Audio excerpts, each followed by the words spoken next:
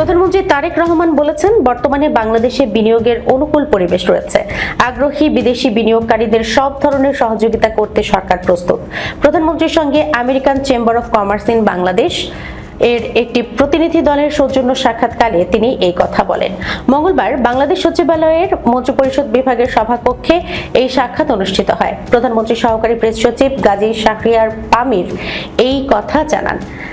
AmCham বাংলাদেশের পক্ষে সংগঠনটির সভাপতি ও মাস্টার কার্ডের ভাইস প্রেসিডেন্ট সৈয়দ মোহাম্মদ কামাল ৮ সদস্যের এই প্রতিনিধি দলে নেতৃত্ব দেন। অ্যামচেম প্রতিনিধিরা প্রধানমন্ত্রীকে জানান, প্রায় 2 মাস আগে সংগঠনটির নতুন কমিটি দায়িত্ব গ্রহণ করেছে।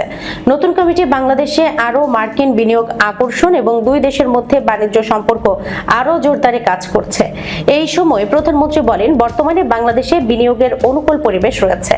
আগ্রহী বিদেশি বিনিয়োগকারীদের সব ধরনের সহযোগিতা করতে সরকার প্রস্তুত।